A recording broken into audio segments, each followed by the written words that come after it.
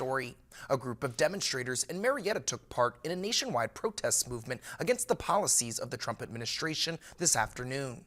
Our Chase Campbell has the story. Over 100 people gathered in Marietta Monday afternoon for a protest outside Congressman Michael Rulli's office on Front Street. The protest is part of the 50-51 movement, a nationwide grassroots protest movement against the administration and policies of President Donald Trump. Protester Lisa Bamerlin says she's particularly concerned about what she calls a dismantling of the government and attacks on civil servants through the Department of Government Efficiency.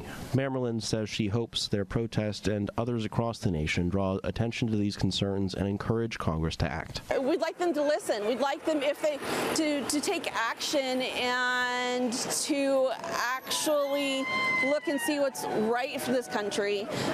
Taking food away from the poorest of us all and giving it and moving it up to the wealthy is not right. Protesters Allison Swingle and Allison Felton say they're concerned about how the Trump administration's opposition to diversity, equity, and inclusion policies could affect prospects for people with disabilities and women. I've never really been into politics, but it started moving into my workforce. I work with disabled youth. I teach them how to get jobs and gain work experience, and it's just really sad to see that that's being taken away from them, and they don't even realize it.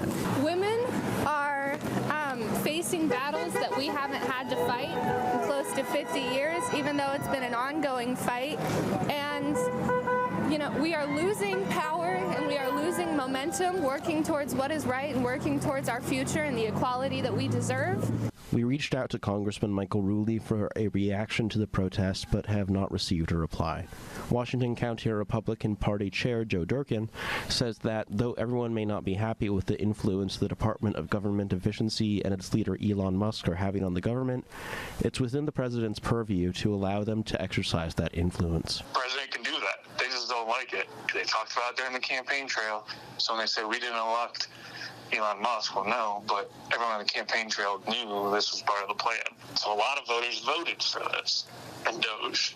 Similarly, Durkin says he believes it's good that the administration is moving away from DEI policies. They were able to show that people weren't getting hired because they didn't meet a certain standard they were looking for, that say they have a quota of this type of person. So good people weren't getting jobs. We should just be getting people based off merit. It hurts everybody. In Marietta, Chase Campbell, WTAP News.